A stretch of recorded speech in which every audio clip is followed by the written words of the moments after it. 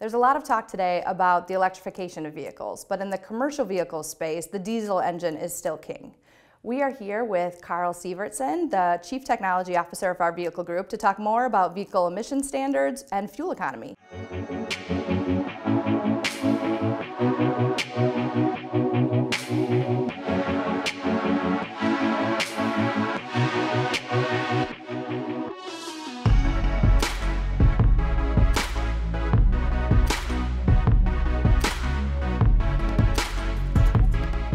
So upcoming regulations in emissions. 2021, we have some changes happening, then 2024, 2027, similar things happening in Europe, China, Brazil, India. So when we think about these changes, what are the changes that are happening right now, and what do OEMs need to be thinking about in terms of the specific reductions in CO2 and oxides of nitrogen? The regulations that you speak of primarily involving fuel economy, right? Improving fuel economy and thereby lowering CO2 emissions, greenhouse gas effect, protecting the environment, and harmful emissions, oxides of nitrogen, which produce ozone and can be harmful to humans.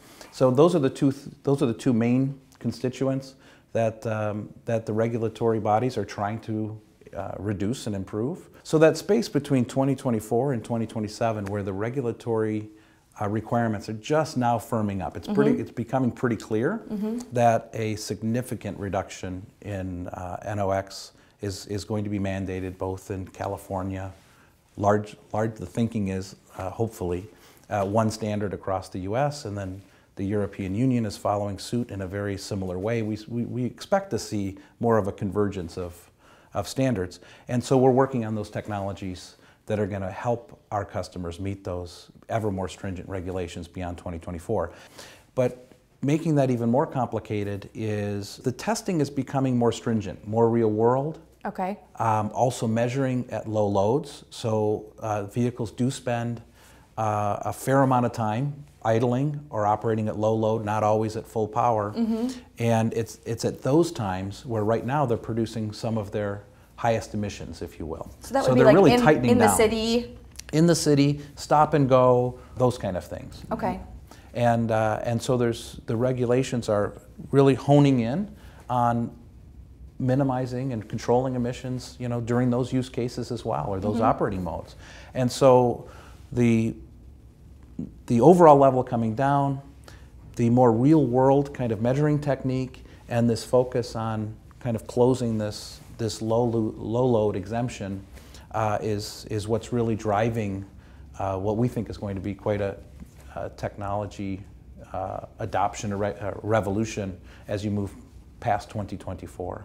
There's been a lot of movement and benefit on this side already, right? Now we're taking it the next step. Absolutely. So diesel engines have become more and more efficient. The recent trend has been in downsizing and downspeeding the engine.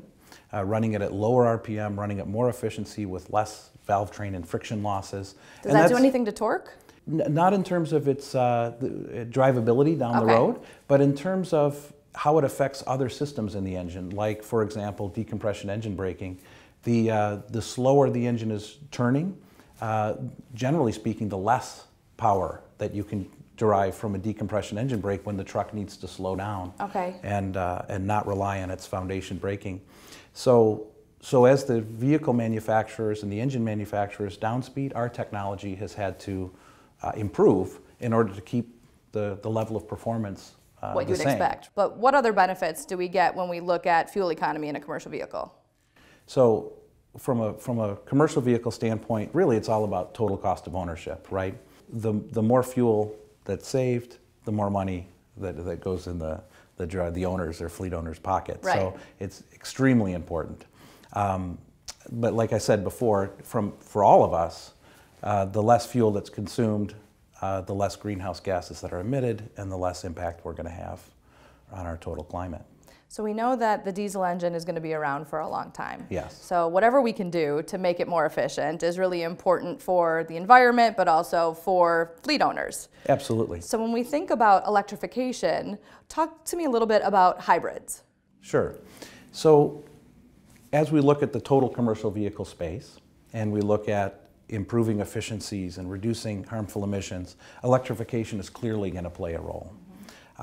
It's going to play a role from moving to full battery electric vehicles in some cases, especially with regard to buses and maybe urban transport and delivery. When we think more about long haul, that becomes less practical in terms of not just the battery cost, which is coming down, but battery weight and energy density and the effect that has on the amount of freight you can carry and the amount of range you can get in a truck. And then the utility infrastructure for enabling charging for long haul. For sure. So as we think more about long haul, we still see the diesel engine becoming much more efficient in that space, but still having a huge role in that space. We can introduce cylinder deactivation to the diesel engine, which we've had for, probably 15 years or more in the passenger car space. Eaton has produced millions of product that's in millions of engines on the road today. But we can take that space from that knowledge, that technique from the passenger car space, move it into the commercial diesel, and drive higher exhaust gas temperatures and lower fuel consumption in low load environments in that diesel space. So cylinder deactivation and variable valve actuation in general is something that we're working on. Right. Even more efficient decompression engine braking. Okay. For again, when those vehicles become more aerodynamic and lower rolling resistance tires, they're going to need higher braking efficiencies to stop the vehicle when needed. So we're working on all of those technologies to work in conjunction with the diesel engine. At the same time, to your point on electrification, we're developing systems that can, in a really smart way, integrate 48-volt power into a diesel engine plus transmission kind of architecture that can allow engine off coasting, so completely shutting off the diesel engine when it's coasting. And I think a typical line haul truck is coasting somewhere close to 20 to 30% of the time. Okay. That number gets higher as the aerodynamics get better. These technologies kind of weave together and are synergistic in a way that will produce more and more fuel efficient and more clean vehicles as we move forward. And the way that we learn about what the commercial vehicle space need is with partnership with OEMs, really getting behind the wheel. Absolutely. We have great relationships with just about every OEM out there, as well as research partners like Southwest Research and the Department of Energy on the SuperTruck II program, where we're building a future truck with some of our latest technologies, whether it's EGR pumping, 48-volt technologies that we've talked about, efficient transmissions, et cetera, efficient diesels, and building them together to demonstrate really what's possible and to give some real-world representation of where these regulations can bring us, and that the technology is there to because deliver. Seeing is believing, right? Seeing you need to be able to see it in action. The OEMs need to trust that all of these technologies are going to work together to bring them the most fuel-efficient diesel, to lower their total cost of ownership. That's and right. We can make that happen today. Yep, that's right. And I think those partnerships and the SuperTruck II program in general really help bring that to light. It demonstrates it. It brings the right players together and accelerates our move in that direction. We've made such strides already Yes. in making diesel engines more efficient. And one way we've done that is in automated transmissions. So let's talk a little bit about the Endurant.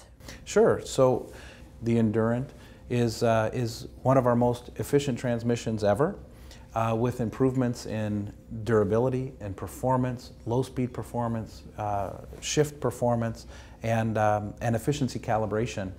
Along our broader product range at Eaton, our valve business continues to introduce new materials and technologies that allow our customers to engineer more difficult and higher performance combustion cycles that put our components in a harsher environment, if you will.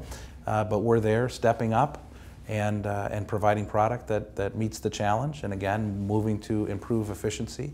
We're introducing hydraulic lash adjustment in these diesel engine spaces that'll allow better warranty cycles, less service, let's say, tear up into the engine to do these valve adjustments. Less maintenance. As well as the engine gets more complex, Okay. getting in to make things like valve adjustments becomes more complex. Right. So the less often we have to do that, the better.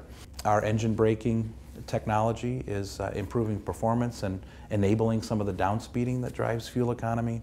So really across our product portfolio, we've had a fuel economy focus for many years now, and our new technologies really have us positioned well for the challenges of the future. It's only going to make it better. Only going to make it better. Right. Well, thank you for spending the time with us today, talking a little bit about emissions changes and the great things that we're doing here at Eaton to help OEMs and fleet managers. It was great having you. Well, thanks for coming out. It's an exciting time to be in the business, and we enjoy talking about it. Absolutely.